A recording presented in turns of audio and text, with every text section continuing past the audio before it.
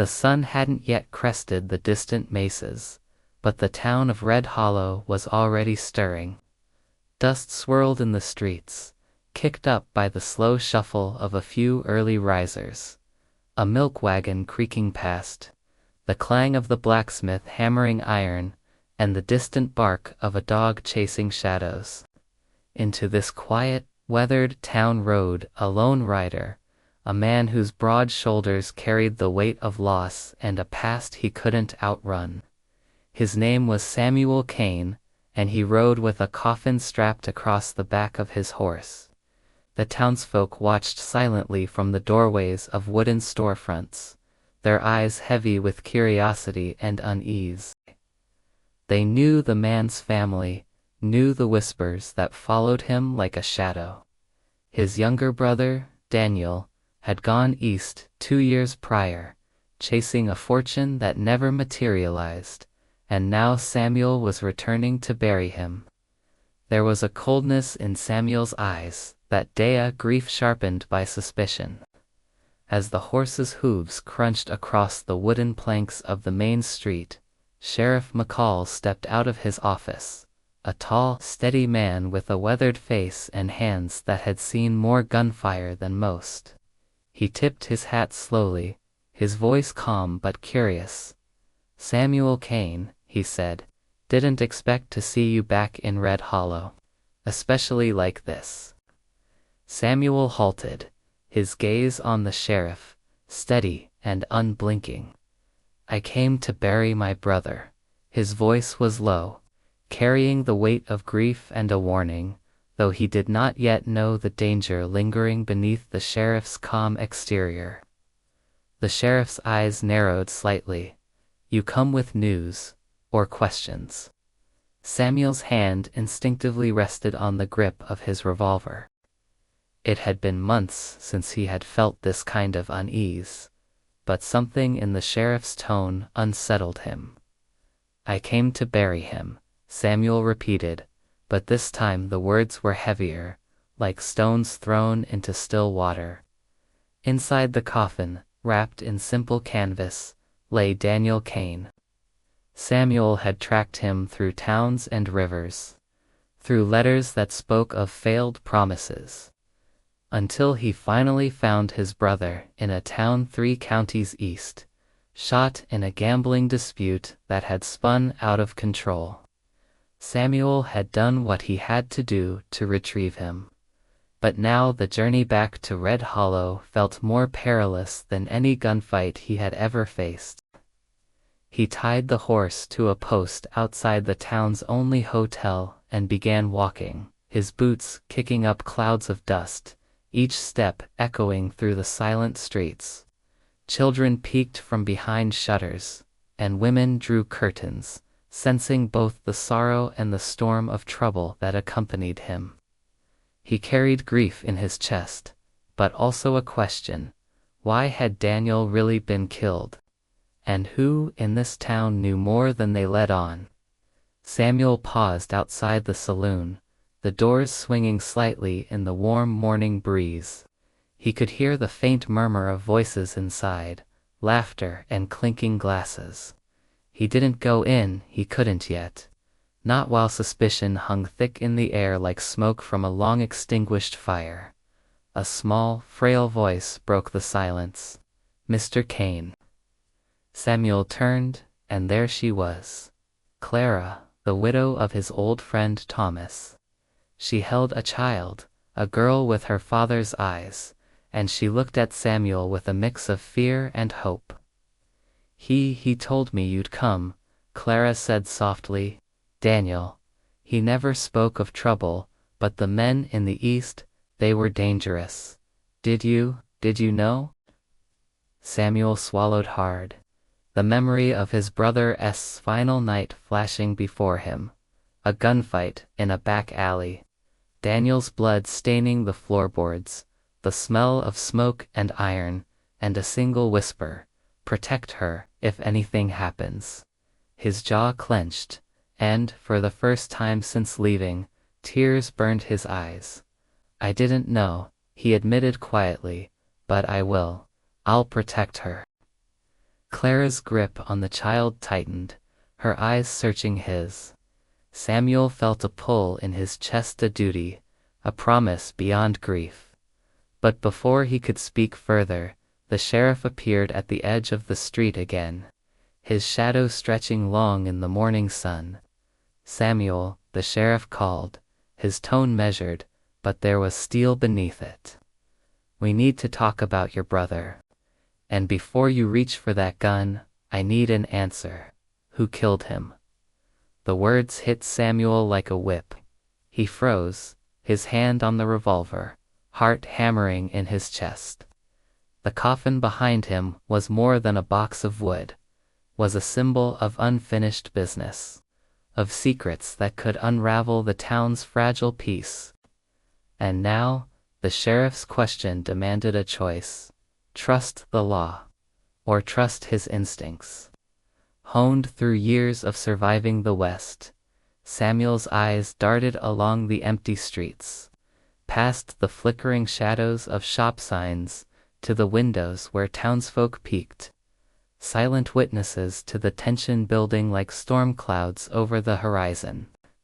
His brother's blood was still fresh in his mind, and the thought of justice or revenge burned, hotter than the sun, climbing over the hills. He drew his gun, the weight of it steady in his hands, and the metallic click echoed through the street. "I'll tell you what I know," he said slowly, his voice firm but calm. "But you need to hear it straight, Sheriff, and I warn you, it's not what you think." The sheriff's eyes narrowed.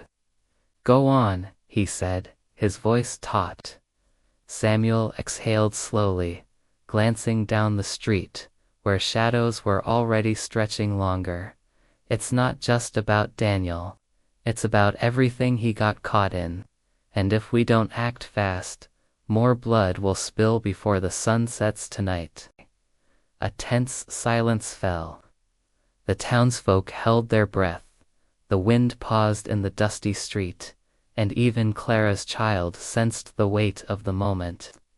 Then, from the edge of town, a distant horse whinnied, a signal that trouble was riding fast toward Red Hollow. And Samuel realized the past he thought he left behind had arrived to meet him. And with that, the cliffhanger hung heavy: a coffin, a gun, a sheriff, and a town on the brink of secrets spilling into daylight. Thanks for watching, and don't forget to like and subscribe for more stories from the untamed West. The wind picked up, carrying with it a fine mist of dust, and the faint, rhythmic sound of hooves, somewhere off in the distance, marching steadily closer to the town of Red Hollow. I kept my eyes locked on the street, my revolver still clutched in my hand, knuckles bone white. Every nerve in my body was on high alert, a tightly wound spring ready to snap. The Sheriff McCall tried to project an air of calm, but I saw the subtle flicker of worry in his eyes. The wind picked up, carrying with it a fine mist of dust, and the faint, rhythmic sound of hooves, somewhere off in the distance, marching steadily closer to the town of Red Hollow. I kept my eyes locked on the street, my revolver still clutched in my hand, knuckles bone white. Every nerve in my body was on high alert, a tightly wound spring ready to snap. The Sheriff McCall tried to project an air of calm, but I saw the subtle flicker of worry in his eyes. I thought of the letters Daniel had sent from back east, letters filled with stories of a man named Garrett. A gambler, an outlaw by reputation, but Daniel had sworn he was a true friend. Then came the whispers, the rumors of debts piling up, of promises broken. He was keeping a secret, something he couldn't even tell me. He got mixed up with men he shouldn't have, I finally admitted, my voice barely a whisper against the rising wind. Debts, gambling, favors he couldn't refuse. By the time I found him, it was too late. They shot him in a back alley, Sheriff. They just left him for dead. The sheriff's eyes narrowed. his gaze scanning the horizon as if he could see the danger approaching. Who? Names, Samuel. I need names. I hesitated. The men who did this weren't in town, not yet anyway. But they had connections. Allies hiding in plain sight. One wrong word, one misplaced accusation, and Red Hollow could erupt into a firestorm of violence that not even McCall could put out. I can't say for certain, I said, a cold edge creeping into my voice, but I know where to find them. And they're coming back through here soon. Clara's voice, trembling slightly, broke through my thoughts. Samuel, you promised you'd protect her, right?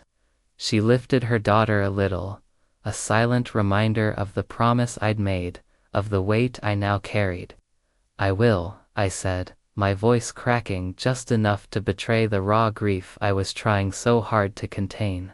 But to do that, I'll have to face what Daniel faced, and maybe what he couldn't survive. Night fell over Red Hollow like a thick, suffocating blanket.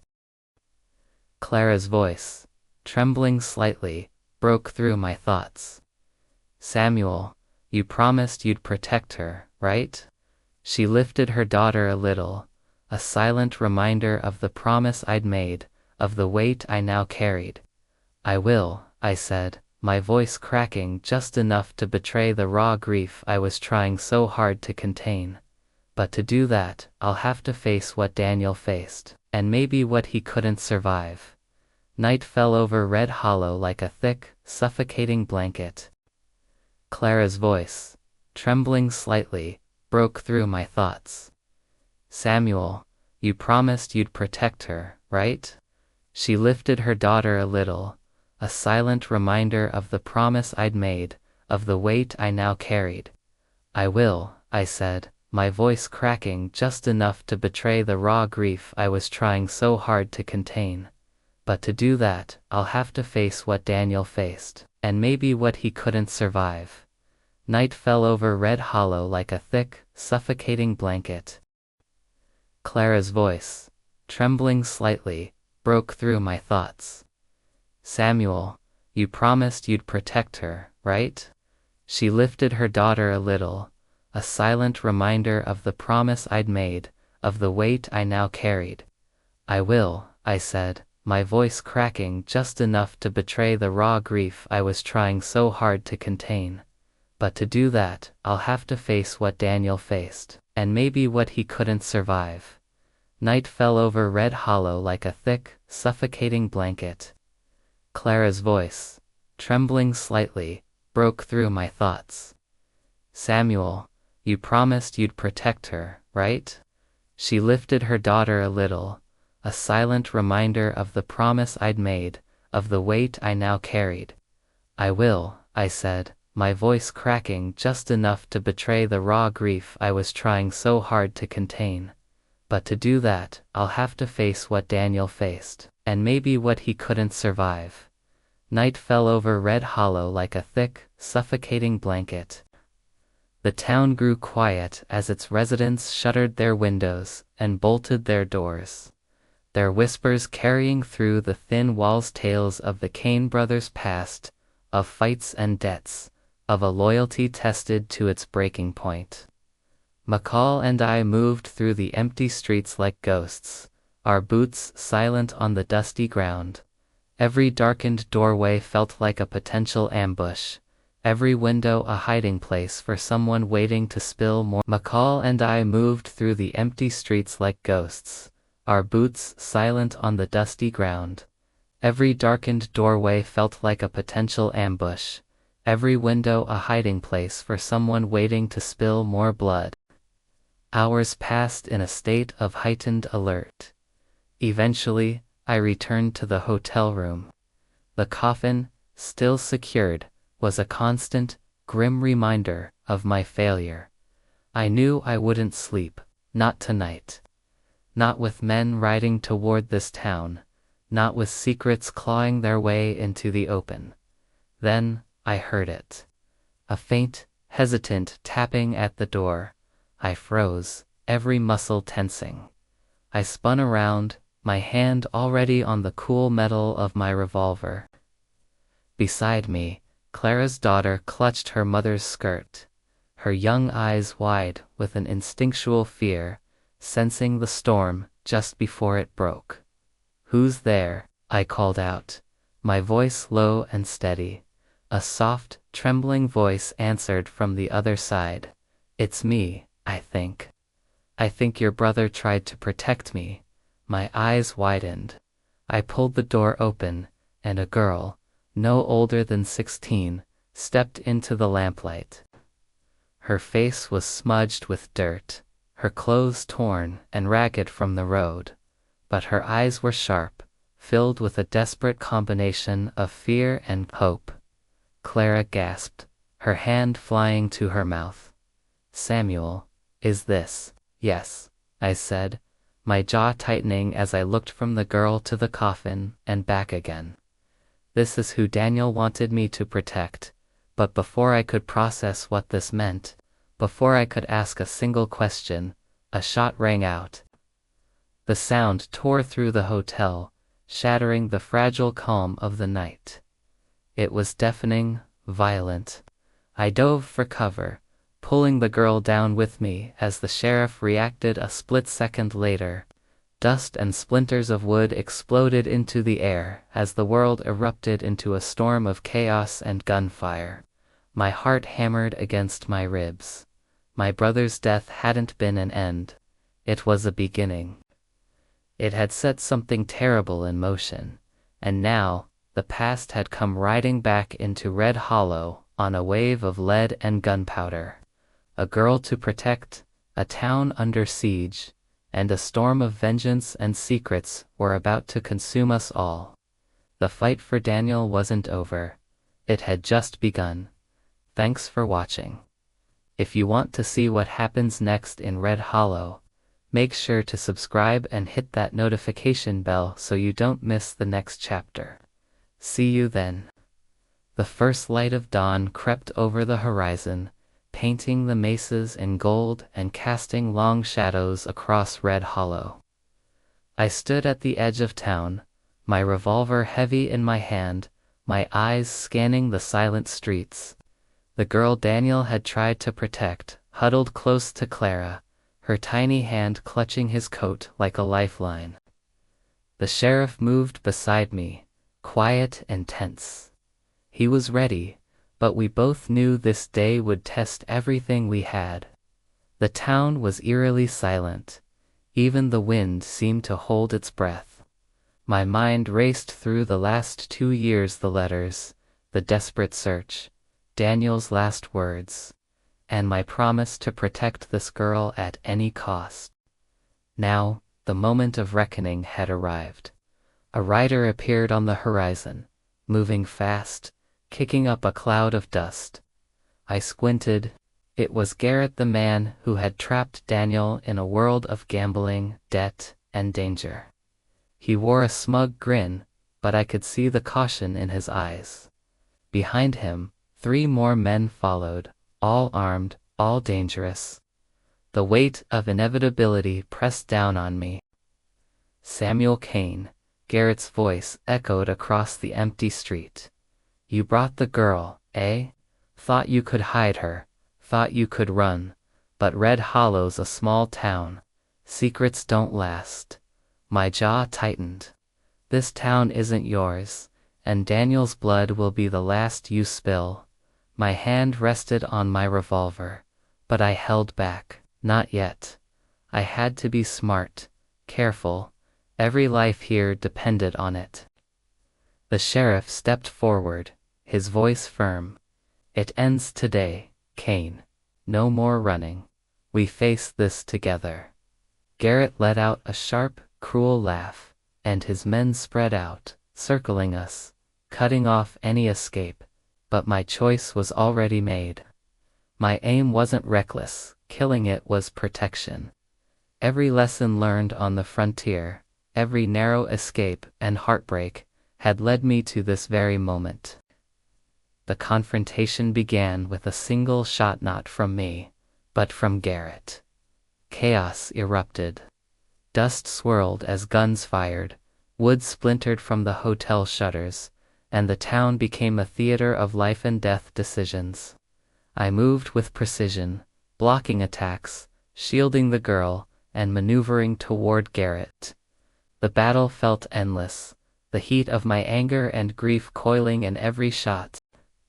Then, in a brief, quiet moment, Garrett and I faced each other across the street.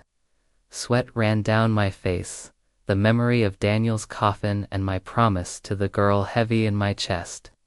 "You think you've won," Garrett sneered. "Your brother's gone. She's mine now." My voice was calm, but filled with steel. "Daniel died protecting what's right. And so will you if you force my hand." For a heartbeat, the world paused. Then I fired not recklessly, but with absolute clarity of purpose. Garrett went down, his gun slipping from his hands. His men scattered, fleeing into the hills, leaving Red Hollow in a stunned silence. The sheriff approached, placing a firm hand on my shoulder. "You did it. You kept your promise." I exhaled, finally lowering my weapon. The girl ran to me, burying her face in my chest, and I held her as if she were the most fragile treasure in the world. Clara came over, tears streaming down her face, and whispered, "Thank you. For saving her, for keeping him alive in some way." I nodded, glancing at Daniel's coffin one last time. He tried to do right, and I promised him I'd finish it. Slowly, the town began to stir. Neighbors emerged from their homes, wary but alive, witnessing the courage of a man who had faced grief, danger, and vengeance, and chosen honor above all. Red Hollow had survived the storm, not by luck, but because someone refused to let the past dictate the future. That evening, I stood on the ridge overlooking the town. The sun set, painting the plains in deep reds and golds. Clara and her daughter sat nearby, and the girl offered me a small, tentative smile. I thought of Daniel, of promises kept, and of the long road still ahead. "Your brother," Clara said softly. "He would be proud of you." My eyes glistened. "I hope so. I hope he knows. I did what he couldn't. I protected the ones he loved." As the wind whispered through the tall grass, carrying the scent of sage and smoke, I finally allowed myself to breathe. Red Hollow was quiet, safe for now. More importantly, I had redeemed my brother's memory and secured a child's future. I mounted my horse, tipping my hat to the town one last time. "Time to keep moving," I murmured, my voice soft but certain. "But I'll carry him with me, always." The sound of my horse's hooves faded down the dusty trail, leaving Red Hollow bathed in the golden light of sunset. A town that had teetered on the edge of despair now stood in quiet hope, and a man who had come to bury his brother now rode forward, carrying the weight of grief, honor, and the promise of redemption. The plains stretched endless before me, the wind singing through the canyons like a lullaby, and Samuel, Kane Cowboy, brother, protector rode into the horizon, leaving behind a story of loss, courage, and love that would echo through Red Hollow for generations to come. Thanks for watching. If you enjoyed this story, be sure to like and subscribe for more tales from the Old West.